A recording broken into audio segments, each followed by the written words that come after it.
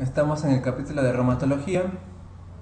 El tema que vamos a ver hoy es artritis infecciosa. Mi nombre es Jesús de la Jara Cordero. Hago la especialidad de medicina interna en el Hospital Robagliati.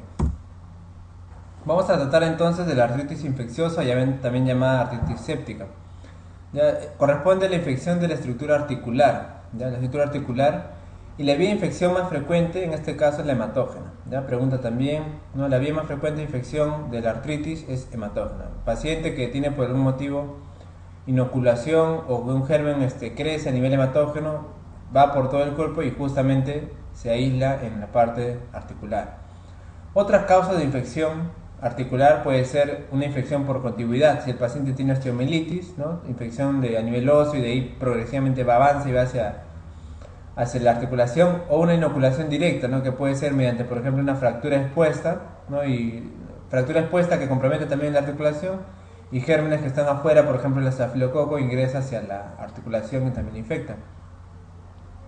Los gérmenes implicados aquí en esta artritis séptica se catalogan más o menos por edades, ¿ya? Entonces, menores de 2 meses, el paciente tiene generalmente, la primera causa es la Staphylococcus aureus, le siguen enterobacterias y estreptococos del grupo B, ¿ya? Estreptococos del grupo B como la galactiana. De 2 meses a 3 años, el primero es el Haemophilus influenza, ¿ya? La primera causa es el Haemophilus influenza, a menos que en la zona, o sea, del país donde el paciente se encuentre tenga una alta prevalencia de vacunación por Haemophilus, tenga un buen control, entonces el primer lugar lo ocupa el Staphylococcus aureus, ¿ya? Pero si no, sería una pregunta general, yo creo que la alternativa sería Haemophilus influenza, ¿ya? El Staphylococcus aureus le sigue muy de cerca, y luego también se encuentra el estreptococo del grupo A, ya que es el estreptococo de tipo Piógenes, ¿no? En los adultos jóvenes, en Estados Unidos sobre todo se dice, ¿no? Una causa importante es la Neisseria gonorrea, ¿ya? El gonococo. En Europa, en cambio, no es así. Es una causa igual, aunque sea adulto joven, muy lejana. Sigue siendo el Staphylococcus aureus. En general, el Staphylococcus aureus es el más frecuente de los gérmenes implicados en la artritis séptica, ¿ya? En los adultos que no sean jóvenes, los adultos mayores, el Staphylococcus aureus. En general, como ven, también hay niños, también el Staphylococcus aureus tiene una importancia, ¿no? ¿Qué sucede entonces? Que los vasos que están irrigando la sinovia articular, ¿no? Ese es el cartílago articular, esa es la sinovia, y esa es la cápsula articular, conformada por el estrato fibroso más la sinovia misma. Esta estructura de aquí está altamente vascularizada, ¿ya? O sea, bastantes vasos. Pues esta es la razón por la cual la vía hematógena es la más frecuente. Entonces es frecuente que si un paciente tiene una sepsis, puede ir esta infección mediante los vasos que rodean tanto a la sinovia y ocasionar una artritis séptica, ¿ya? Por lo tanto, la primera causa de artritis séptica es la contaminación hematógena. Y a su vez, esta contaminación no solamente va a dar lugar al depósito de leucocitos y de pus a nivel de ese lugar, sino también de daño vascular por las citoquinas, por las interleuquinas que se liberan por la inflamación, y eso de aquí va a llevar pues a una exudación, ¿no? De estos vasos, y va a llevar a la colección de líquido articular o líquido sinovial, ¿no? Entonces el paciente va a tener, por un lado, infección de esta parte, puede tener pus, secreciones purulentas, puede también tener un derrame articular, ocasionando todo esto un aumento de volumen, ¿no? El paciente viene con su rodilla, por ejemplo, que es la articulación más frecuentemente afectada, su rodilla bien edematosa, bien hinchada, ¿no? A presión incluso, y con dolor secundario a esa tensión, y obviamente una disminución de la movilidad. ¿Qué población está en riesgo de una artritis séptica? No cualquier paciente, ¿no? Los pacientes ancianos, ¿no? Edad superior a más de 80 es un factor de riesgo. Todos los pacientes que tengan enfermedades, patologías subyacentes, ¿no? que involucren el nivel articular, por ejemplo, la artritis reumatoide, lupus, enfermedad de tejido conectivo, y también enfermedades que lleven a un grado de déficit inmunitario, ¿no? Por ejemplo, la diabetes en cierto grado, y por otro lado también la infección por virus de inmunodeficiencia humana, el VIH, ¿no? O paciente que tenga fármacos inmunosupresores, ¿no? Los pacientes que ya tengan, ¿no? Portadores de dispositivos intravasculares o catéteres urinarios también, ¿no? Infecciones por bacilos entéricos generalmente que pueden llevar a una colonización hematógena. Obviamente un paciente que tenga un traumatismo, un accidente en alguna extremidad o neoplasia, ¿no? del trato gastrointestinal con mayor propensión a infección por anaerobio, no por crecimiento de bacterias, ¿no? Paciente que use drogas parenterales como la heroína, ¿no? En caso de pacientes de Estados Unidos generalmente, pero en general drogas por vía parenteral, ¿no? O uso de mórficos también, por ejemplo, ¿no? Con afectación de las articulaciones sacroiliacas y esternoclavicular con frecuencia, ¿no? Es frecuente que esas articulaciones se afecten. O un paciente que ya tiene una cirugía articular, ¿no? Reemplazo con prótesis, por ejemplo, ¿no? La infección de prótesis es más o menos frecuente y causa importantes el estafilococo coagulase negativo, ¿no? A nivel, así hablando de sistemas, ¿no? Localmente, entonces, una artrosis, una artritis reumatoide, una artropatía por microcristales como la gota, por ejemplo, o el depósito del pirofosfato cálcico, etcétera. Una lesión articular, un traumatismo articular, un procedimiento invasivo, ¿no? Realización de artrocentesis, ¿no? O una artroscopía. Cualquier tipo de ese procedimiento local también puede llevar a una infección de la articulación.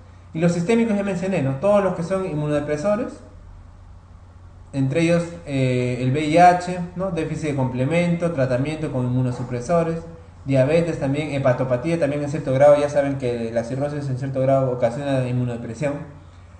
Y también alteraciones, por ejemplo, a nivel de la hemoglobina, anemia celular falciformes, neoplasias y condiciones también que, ¿no? Por ejemplo, el alcoholismo te condiciona bastante, ¿no? Una hepatopatía y también a baja defensa, ¿no? La diabetes mellitus, el ser hecho de ser anciano también.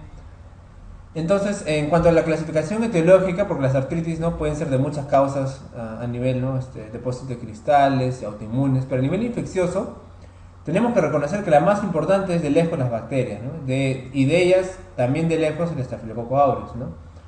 Los cocos gram positivos, tipo Streptococo, estafilococos también, ¿no? El aureus y la epidermidis sobre todo. Los cocos gram negativos, cuando vemos cocos gram negativos hablamos del gonococo, la Neisseria gonorrhoeae, también la meningitis, pero en mucha menor proporción. También los bacilos gram positivos, ¿no? Los anaerobios, Clostridium, por ejemplo, o el Actinomyces, que es un anaerobio. Entre los bacilos gram negativos se puede presentar, por ejemplo, el Fusobacterium, ¿no? También las enterobacterias mismas, el Citrobacter, el Enterobacter, la Klebsiella, la Escherichia coli también, el Proteus, Salmonella. Y entre las no bacterianas tenemos que considerar también a los micoplasmas, ¿no? Y las micobacterias, entre ellas la tuberculosis, ¿ya? Entre ellas la tuberculosis, las espiroquetas también, el treponema, Pallium de la sífilis. Y también pueden afectar la articulación virus, ¿no? Como el virus del VIH, el herpes, la rubiola. El parvovirus también es una causa más o menos que se puede presentar en niños sobre todo. Y ya mucho más raras pues las fúngicas, ¿no? Cándida, Sporotix, etc., ¿no? Pero fundamentalmente nos referimos en la séptica a las bacterianas, ¿no? Ahora, dependiendo del factor de riesgo, ¿no? O sea, de cómo ha adquirido el paciente la artritis. Si por ejemplo es por una inoculación directa, ¿no? Por ejemplo, ¿no? En este caso pueden incluir a las fracturas. El Staphylococcus aureus puede estar ahí, ¿no? Como causa importante. El Staphylococcus aureus. También el epidermidis. Y en caso de fracturas es común que se contamine además con flora polimicrobiana, ¿ya? Pero si hablan así, Staphylococcus aureus. Si el caso es por mordeduras humanas, por ejemplo, ¿no? Por úlceras de presión, o sea, el paciente no tiene una úlcera de presión, quiere decir que está inmovilizado, ustedes saben. La piel empieza a disminuir su aporte sanguíneo por la inmovilización, por la presión. Se empieza a hacer más lábil y se abre, por decirlo así. Y se hace una úlcera, también esa de ahí está más propensa, así como la mordedura humana, a tener infección por anaerobios. Los abscesos, si el paciente tiene un absceso intraabdominal y desarrolla una artritis séptica posterior, bueno, puede ser que la causa sea anaerobios más frecuentemente, ¿no? La infección protésica, o sea, prótesis, el paciente tiene un reemplazo, por ejemplo, de articulación de cadera, ¿no? Y hace una infección en ese sitio, una artritis, puede ser debida a la Staphylococcus epidermidis, ¿ya? Y también al aureus, pero el epidermidis fundamentalmente. Si el paciente usa drogas endovenosas, ya hemos hablado que el Staphylococcus aureus está ahí primerito, ¿ya? Y también puede estar el gram negativos y la pseudomonas entre ellos. Si el paciente tiene en cambio factores de riesgo como alcoholismo, no se olviden, y hemoglobinopatías, como por ejemplo la enfermedad de células falciformes, la anemia derpanocítica, estas dos son características de Streptococcus pneumoniae, ¿ya? Siempre acuérdense ustedes, incluso para las neumonías también, el Streptococcus pneumoniae en pacientes alcohólicos y pacientes con hemoglobinopatías, ¿ya? Entonces esta es más o menos la frecuencia de los gérmenes que se ven en artritis séptica. ¿Cómo vamos a hacer el diagnóstico de un paciente con artritis séptica? Bueno, ya hemos hablado de los hallazgos, ¿no? Un poco en el examen, ¿no? Lo que sucede en la articulación. un paso importante es realizar justamente la artrocentesis, ¿no? Articulación, centesis, extracción de líquido. Esta artrocentesis se realiza, obviamente podemos poner anestesia local y luego infiltramos con una aguja y aspiramos un contenido que generalmente va a ser el contenido del derrame articular.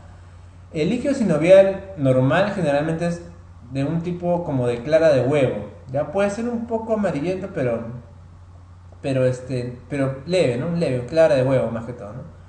Si el paciente en cambio tiene infección, ahí sí el color es más amarillo, es un amarillo ya intenso, ¿no? El color debería ser un amarillo bien pálido, ¿no? Entonces, acá vemos las características del líquido sinovial según la causa, ¿no? Entonces, podemos dividirla a las afectaciones articulares como de tipo mecánico, un traumatismo, inflamatorio, o sea, puede ser una inflamación de causa no infecciosa, como algo autoinmune, por ejemplo. Causa purulenta quiere decir líquido purulento por artritis séptica, y hemático, ¿no? Que es algo también de alguna manera traumático, ¿no? En el caso del mecánico, el líquido es transparente, es claro, es un color amarillo, puede ser amarillo, y es altamente viscoso, ¿no? Los leucocitos son menos de 2000, ¿ya? Menos de 2000 es quizás el punto de corte para decir que el paciente no tiene algo inflamatorio. Puede haber glucosa más o menos baja del 10% de la sangre y polimorfos nucleares. Si el paciente en cambio tiene un líquido inflamatorio, estamos hablando que el color va a ser amarillo y además va a ser un poco turbio, ya la transparencia. Va a ser de viscosidad disminuida por la presencia de justamente las proteínas desnaturalizadas, y los leucocitos se van a encontrar dentro de un rango de 5000 a 30000, ¿ya? 5000 a 30000, 50 a 60 polimorfos nucleares, y la glucosa puede estar de 25 a 50 menos que en la sangre. Entonces, en cambio el purulento, el séptico, se caracteriza fundamentalmente por esto, ¿ya? La presencia de leucocitos de más de 50.000, ¿ya? O sea, para hablar de artritis séptica, más de 50.000. Ahora, si estamos diciendo, ¿no?, un líquido normal o por causa no inflamatoria, el punto de corte puede ser 5000 o 2000, ¿no? El paciente tiene menos de 5000 o menos de 2000, ya es muy probable que el paciente no tenga nada ni infeccioso ni inflamatorio, ¿no? Tiene más de 5000, bueno, el paciente puede tener purulento, ¿ya? Porque a pesar de que acá dice que el punto de corte es 50.000, o sea, más de 50.000 ya es altamente sospechoso. Pero el paciente puede tener artritis séptica con 20.000, 30.000, sí puede tener, ¿ya? Sí puede tener. Pero ese es un cuadro resumen más o menos orientativo, ¿no? En cambio, si el paciente ya me tiene menos de 5000, menos de 2000, ahí sí ya descarto prácticamente la artritis séptica, ¿ya? Ahí sí descarto.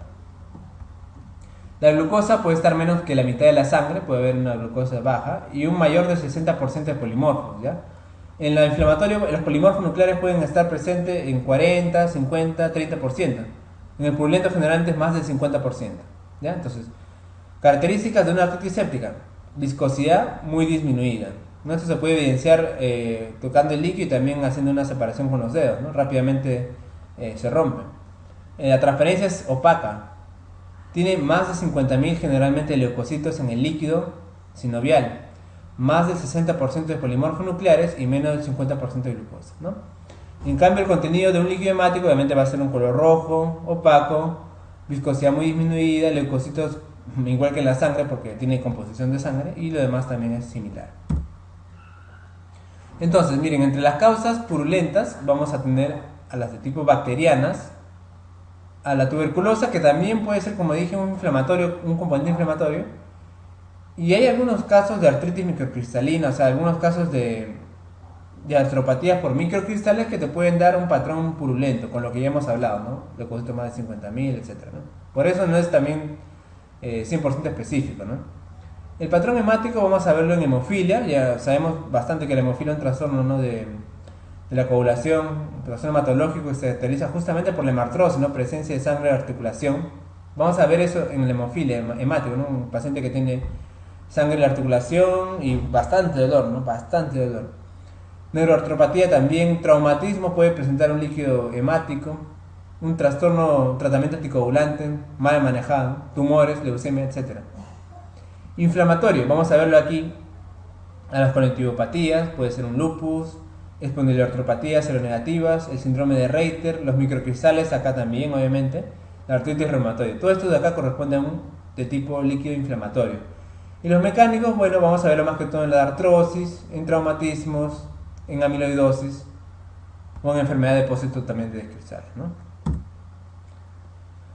Entonces, el cuadro clínico, ¿no? El paciente tiene un inicio súbito de dolor. Primero a veces se presenta el dolor, ¿no? O sea, el paciente puede tener un dolor ya que le está molestando y posteriormente recién hace una inflamación, ¿no? Aumento de volumen. Es el signo más característico, 85%, ¿no? Puede haber un derrame articular, casi siempre presente también. Derrame articular, enrojecimiento de la zona. Esto va a llevar a una limitación de la función, ¿no? Tanto activa como pasiva. El paciente no va a poder, por ejemplo, caminar bien. Le va a doler al mover la rodilla, doblar la rodilla. Y nosotros al hacer las maniobras también le va a afectar. ¿Ya? El artritis séptica es típicamente monoarticular. ¿Ya? Es algo importantísimo también que ustedes tienen que saber. Ven por ahí una pregunta que dice una articulación monoarticular o solamente la articulación de la rodilla. Entonces es probable que este sea un cuadro de artritis séptica. ¿Ya? Es una diferencia importante con todos los demás artritis. Con la artritis ya sea inflamatoria, por ejemplo, ¿no? Lupus, artritis reumatoide, etc. ¿Ya? Entonces, la artritis séptica generalmente a una articulación en el 80% de los casos. En el 20% restante puede afectar a varias articulaciones a la vez. ¿Ya? Y las articulaciones más frecuentemente afectadas son las rodillas. ¿Ya? Rodillas, la más frecuente también. Siempre van a ver la emergencia viene por artritis infecciosa. El paciente con su rodilla bien aumentada en tamaño, ¿no? Rodillas, más del 50% de los casos. Luego le siguen las caderas, también en adultos, ¿eh? No solamente en niños. Más del 50% de rodillas, por ahí caderas le seguirá en 20-30%. Y ya de ahí puede ser la distribución pues, en otras partes, ¿no? En el hombro, en el codo también, en el tobillo. ¿Ya? El tercero es tobillo, rodillas, caderas, tobillo. ¿Ya? Roca, rodillas, caderas, tobillo. Y la fiebre, pues, ¿no? El paciente puede acompañarse de una fiebre intensa también, ¿no? En cuanto al diagnóstico, ya hemos hablado, ¿no? Ya, la clínica, vamos a ver también algunas radiografías que nos pueden ayudar, aunque no es para nada específico. Lo más importante quizás es el líquido sinovial, ya hemos visto, ¿no? Las características. Y dentro de las características también citoquímicas, también aparte vamos a ver las características de Gram.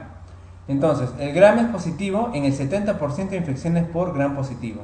O sea, si el paciente tiene, por ejemplo, estafilococo, estreptococo, 70% me va a salir un Gram en el líquido sinovial. El otro porcentaje no va a salir nada, a pesar de que el paciente tiene infección. En los Gram negativos, si el paciente tiene una infección por Gram negativo, el 50% va a ser Gram positivo. O sea, va a ser un Gram, ¿no? Me va a salir que el paciente tiene Gram negativo. En cambio, en el gonococo, si el paciente tiene infección por Neisseria gonorrhea, menos del 25% me va a salir una tinción Gram en el líquido. La mayoría me va a salir negativo, que no tiene nada, no tiene Gram, mejor dicho, ¿no? Y el cultivo del líquido sinovial en general para casos de artritis séptica no gonocócica, el 70 al 90% es positivo, siendo el 40 al 50% de casos positivos en el hemocultivo. Entonces, ¿no? A mi paciente le tengo con artritis séptica, le hago una extracción del líquido, una artrocentesis, le mando bioquímico, ya hemos visto los parámetros, ¿no? de leucocitos para artritis séptica, lo mando a Gram y lo mando a cultivo. El cultivo en el 90% hasta el 70 al 90 me va a salir positivo, o sea, me va a crecer la bacteria. Y también le puedo tomar a hemocultivos, porque hasta una mitad de pacientes que tiene artritis séptica me va a salir un hemocultivo positivo. Esto es ¿por qué? Porque ya hemos hablado justamente, ¿no? de la patogénesis de la artritis séptica, ¿no? Cómo se ocasiona. Bueno, entonces, hablando de artritis infecciosa, tendríamos una manera clínica de repartirla aguda y subaguda, ¿no? Subaguda teniendo lo crónico. En la aguda tenemos a la gonocócica y la no gonocócica, ¿no? ¿Por qué le dimos así? Porque bueno, ya hemos visto que hay varias características comunes a las no gonocócicas y la gonocócica se diferencia de esas, ¿no? Por ejemplo, la gonocócica es una enfermedad diseminada, o sea, puede afectar a varias articulaciones, ¿ya? Puede afectar a varias. Empieza una, luego va 2, 3, varias. La gonocócica además puede acompañarse en su manifestación diseminada con un rash dérmico, ¿no? También puede haber manifestaciones dérmicas, ¿no? Puede tener el paciente múltiples petequias, múltiples lesiones eritematosas, ¿ya? Eso es típico de la enfermedad diseminada gonocócica. La no gonocócica, en cambio, más frecuente es una monoartritis de rodilla, hemos hablado, y el agente causal más importante es el estafilococo aureus. Ya son diferencias importantes entre la gonocócica y la no gonocócica. ¿Qué otra diferencia? Bueno, hemos hablado, ¿no? El hemocultivo y el cultivo me va a salir mucho más en porcentaje positivo a la no gonocócica. La gonocócica, en cambio, necesita medios especiales e incluso no sale a veces positivo al cultivo de gonococo. ¿Ya? Y el tratamiento es diferente, ya vamos a ver más adelante también, ¿no? El gonococo es fracción de cipro y no gonocócica oxacilina, que se puede acompañar con aminoglucosa. En las causas de la artritis subaguda, o sea, las crónicas, están las micobacterias, entre ellas la tuberculosis, las espiroquetas, la sífilis, la brucela, que es importante en nuestro medio, quizás muy importante, hongos y otras causas, ¿no? En este caso, las células tienden a ser menos de 50.000, ¿no? Porque es una infección más crónica. Y la importancia aquí sería en todo caso el cultivo y la biopsia en el BK, ¿no? ¿Por qué la biopsia en el BK? Bueno, el BK también pues no es una... La bacteria, la micobacteria es difícil de crecer en cultivos normales, no crece. Entonces, por eso, más que el gram y más que el cultivo, en este caso, lo más importante sería una biopsia, ¿no? Porque en la biopsia vamos a ver las lesiones granulomatosas, las lesiones ocasionadas por tuberculosis, no infiltrados, plasmocitario, linfoplasmocitario, formación de granulomas, y con esto entonces incluso a la bacteria también se le puede cultivar ¿no? Se le puede cultivar en la lesión y también tiene un porcentaje relativamente bueno en cultivo específico para TB de crecimiento. Entonces de esta manera podemos identificarla, ¿no? Y bueno, hablando de la brucela, pues recordemos que la brucela es una bacteria importantísima también, ¿no? en nuestro país, sobre todo en zonas del norte chico, sabemos, ¿no? Brucela se ve mayormente en norte chico, también en algunas regiones de la sierra. Norte chico me refiero a Huarochirí, por ejemplo, al norte de Lima, Tosica también. Entonces, ¿no? el mecanismo de contagio, mediante la ingestión de productos contaminados, ¿no? Derivados puede ser generalmente de las vacas, derivados lácteos, queso contaminado con brucela. Y esta pues zoonosis, quizá la más importante, ¿no? Que tenemos, justamente se puede manifestar entre sus múltiples síntomas. Puede ser, por ejemplo, una fiebre persistente, una causa de fiebre de origen desconocido, y también una artritis periférica, que es la causa más importante, la manifestación más importante de la brucela, artritis periférica, pero también puede dar un cuadro a nivel crónico de sacroileitis, ¿ya? Entonces, sacroileitis crónica es muy típica de brucela, ¿no? Entonces, puede ser una explicación de un cuadro de artritis séptica crónica, ¿no?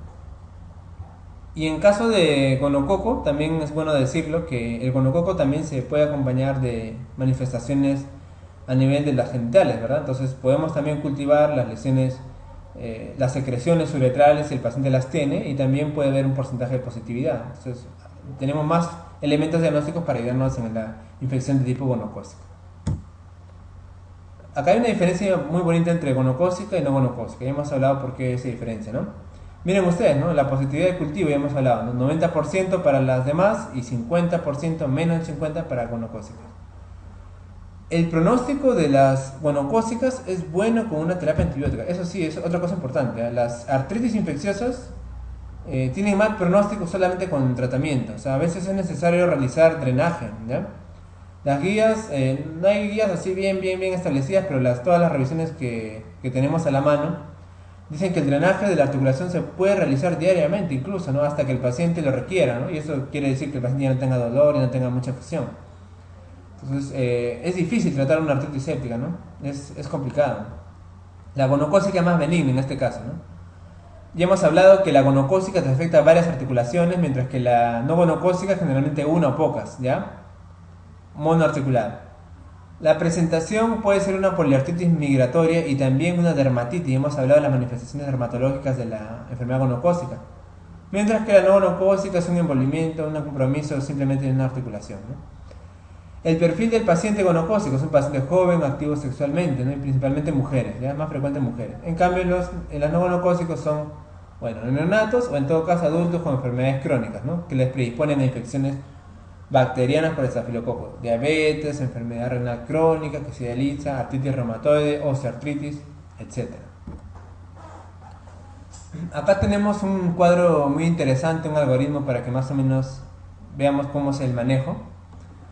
El paciente tiene dolor y edema articular con afectación mono o poliarticular de 2 semanas de evolución. Entonces podemos hacer un estudio radiológico, ¿ya? Vamos a ver ahorita más adelante unas plaquitas donde podemos ver algunas características importantes que nos hagan sospechar de artritis séptica, ¿no?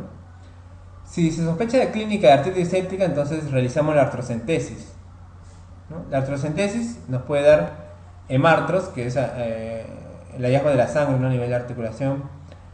Puede dar 200 o 2000 leucocitos, menos de 200 leucocitos, que sería normal, ¿ya? Menos de 200 leucocitos es un líquido normal, ¿ya? Menos de 200. 200 a 2000 hemos hablado que es no inflamatorio, hemos hablado que 2000 hasta 50.000 se considera inflamatorio y más de 50.000 se considera séptico, ¿no? Ya hemos hablado que eso no es que el séptico tiene que ser necesariamente más que este valor, pero eso es lo académico, ¿no? Se le hace una tinción de Gram, la tinción de Gram hemos visto que nos ayuda también bastante, ¿no?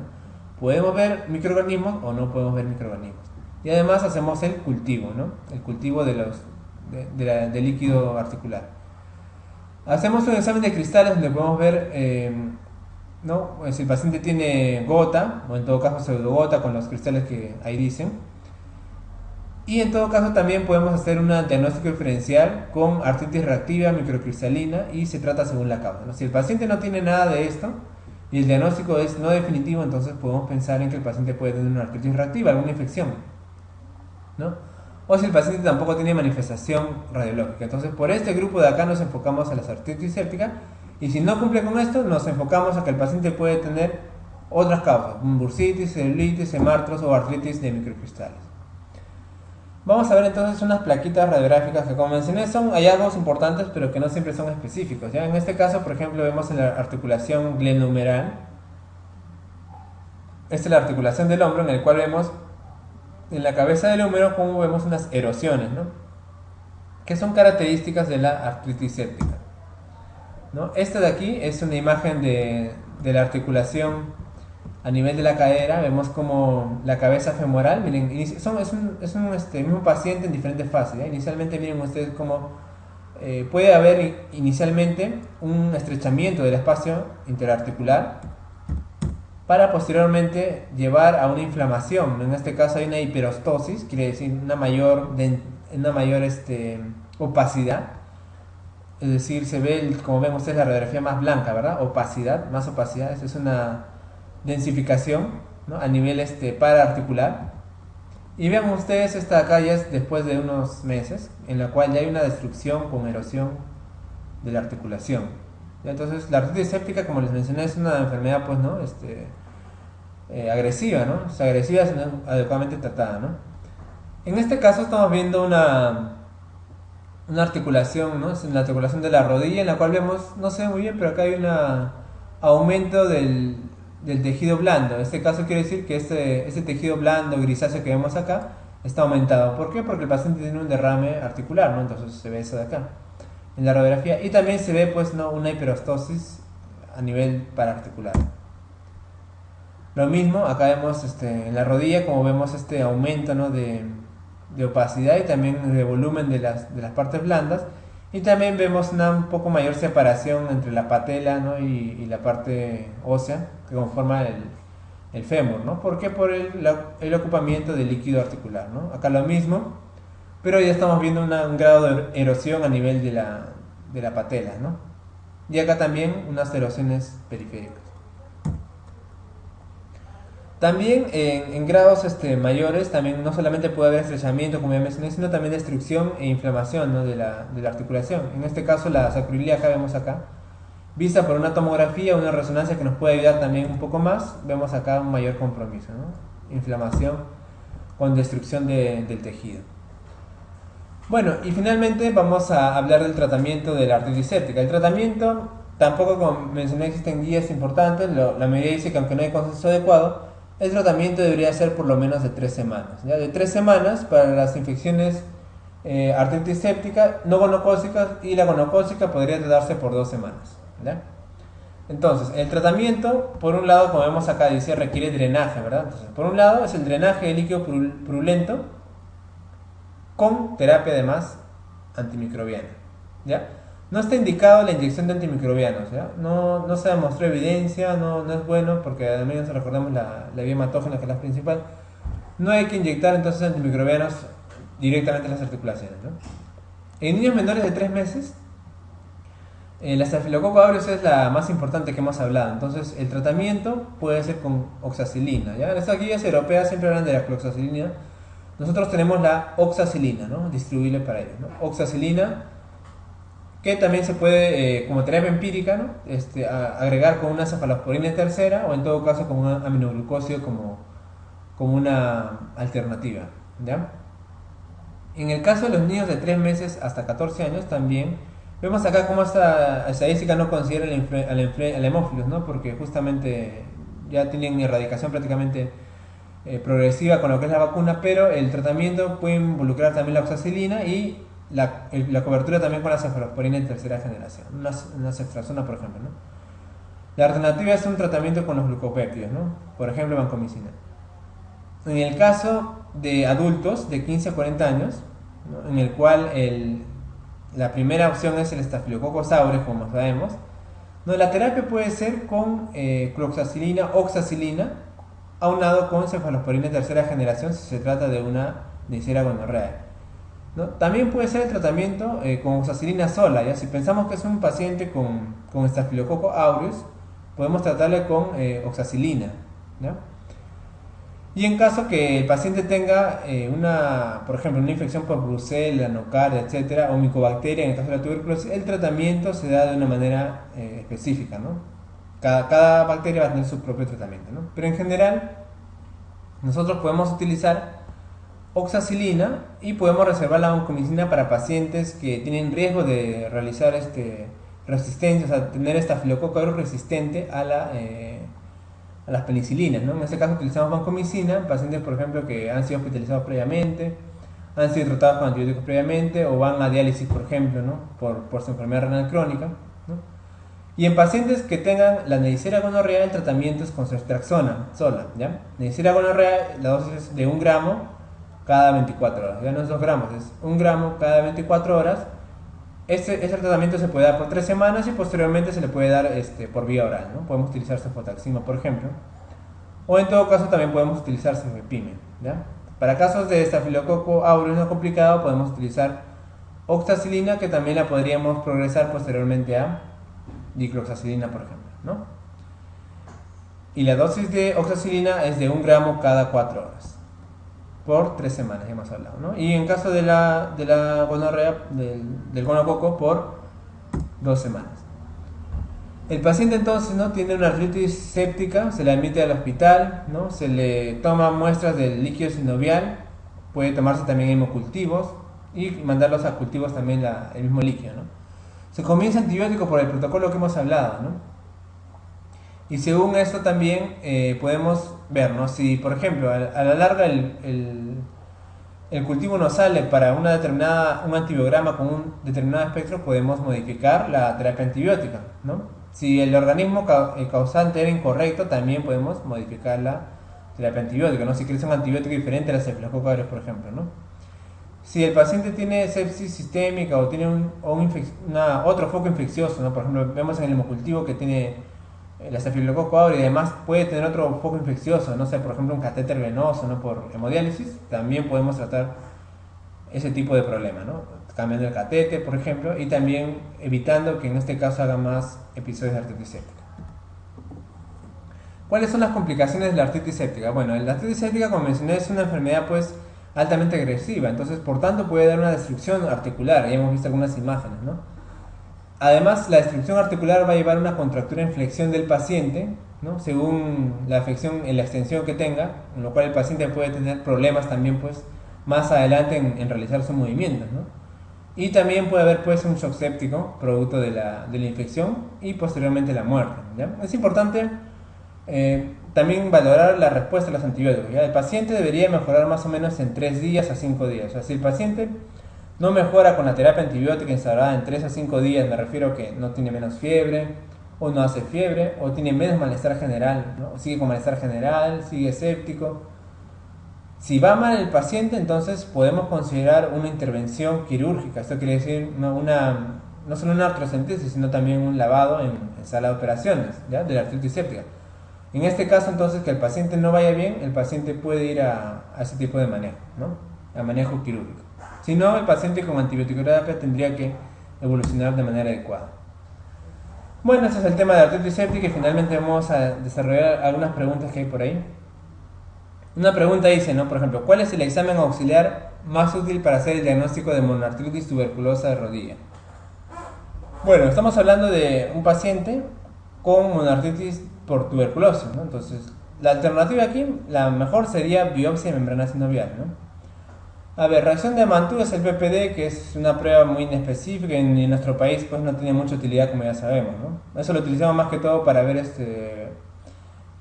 lo que es profilaxis, ¿no? Profilaxis para TB en pacientes VIH y ni siquiera aquí, más que todo en el extranjero, que no es común la TB, ¿no? Radiografía de rodilla, de ninguna manera, no es un examen muy inespecífico, no te da ningún patrón que diga esto es TB, esto es estafilococo, ¿no? Estudio líquido sinovial, bueno, es una alternativa posible, ¿no? Pero dice estudio líquido sinovial, bueno, incluye citoquímico, incluye el GRAM, incluye el cultivo, y ya sabemos que no siempre te da positivo, ¿no? En tuberculosis, ya hemos visto que la bacteria incluso no se aísla siempre, entonces no tiene un grado alto de credibilidad, por lo tanto no sería, ¿no? Radiografía de tórax sería importante, pero no es el más útil, ¿no? El más útil sería la biopsia de la membrana sinovial, donde veríamos los bacilos y en todo caso también los granulomas ocasionados por TB, ¿no? Con infiltrado linfoplasmocitario predominantemente, ¿no?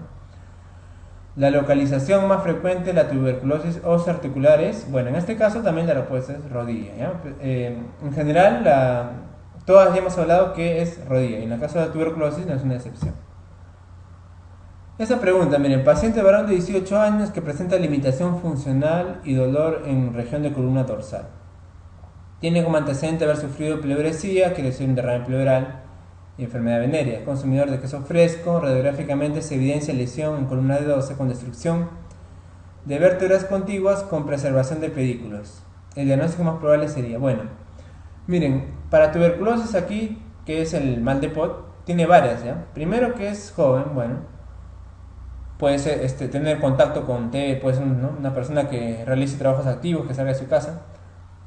Dolor en región dorsal, la TB típicamente, el mal de Pot, columna, no cervical ni lumbar, sino dorsal. Ahí nomás ya tenemos, ¿no?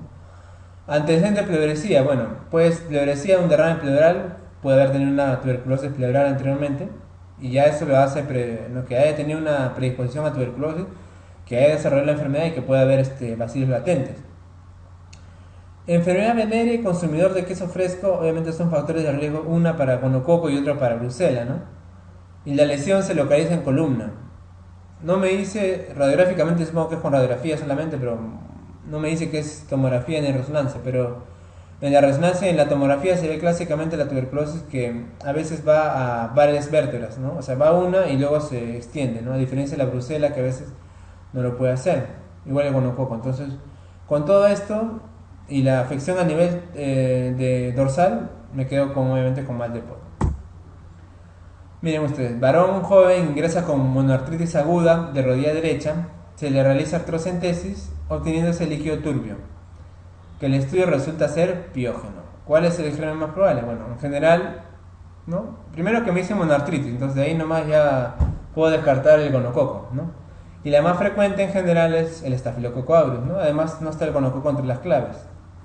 Así que la respuesta aquí, de todas maneras, es estafilococos aureus. Miren esta pregunta, ¿cuál es el agente etiológico más frecuente de la artritis piógena aguda en niños?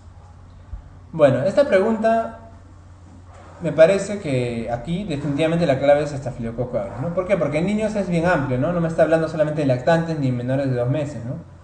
Entonces, si me hablara solamente de lactantes, quizás, o menos de 2 meses, ¿no? O el tiempo hasta 1 año, yo pensaría que puede ser hemófilos, influenza, ¿no? Como la primera causa que hemos visto, ¿no? Pero en general está hablando de niños, ¿no? Que es desde menos de 18. Y la más frecuente, incluso en neonatos también, entonces, hablando de manera genérica, es el estafilococo aureus. Entonces, la clave aquí sería estafilococo aureus. Otra dice, en la artritis bacteriana aguda de rodilla, la conducta terapéutica inmediata es. Ya hemos hablado, ¿no? La última diapositiva que les mostré, creo, ¿no? Las dos conductas terapéuticas, primero el drenaje de líquido y luego el antibiótico, o sea, ambos, ¿verdad? Antibióticos y drenaje de líquido. En este caso sería la clave la 2, ¿no? Antibiótico parenteral, que hemos hablado que el tratamiento empírico podría ser con oxacilina o vancomicina dependiendo, y el drenaje de líquido también, que ya mencioné, que si el paciente tiene una artritis séptica no gonocócica, el drenaje debería ser más o menos constante hasta que el paciente resuelva síntomas, ¿no? Otra, varón de 25 años que sufre traumatismo, ¿no? Traumatismo en tercio inferior de pierna, ocasionándole escoriaciones. 3 días después presenta dolor y tumefacción en rodilla derecha. Se realizó artrocentesis y se obtenió líquido purulento. ¿Cuál es el agente bacteriano probable más frecuente para iniciar tratamiento empírico hasta obtener el resultado del cultivo de antibiograma? La respuesta sería el Staphylococcus aureus, ¿no? El Staphylococcus aureus como causa importante de artritis séptica en traumatismo, ¿no? Con escoriaciones, obviamente, ¿no? ¿Cuál es la conducta a seguir frente a la sospecha de artritis infecciosa aguda? ¿No? Es una pregunta similar, les gusta preguntar esto, no sé por qué. Y la clave sería artrocentesis y antibióticos, ¿no? Artrocentesis y antibióticos. Bueno, hemos terminado el tema de artritis séptica. Lo más importante que tienen que llevarse acá es lo más frecuente, ¿no? ¿Cuáles son los gérmenes más frecuentes a determinada edad? Hemos visto que está el Staphylococcus aureus, para los lactantes el Haemophilus influenza, para los mayores, los adultos mayores en general, el Staphylococcus aureus, y por ahí, no más frecuente, pero tomarlo en cuenta el gonococo, ¿no? La vía de contagio más frecuente es la hematógena, y posteriormente a eso también tenemos que recordar lo que es el estudio líquido, las características de los tipos de líquido articular y el tratamiento empírico según cada caso y según los factores de riesgo. ¿Ya? Este ha sido el capítulo de artritis séptica. Muchas gracias.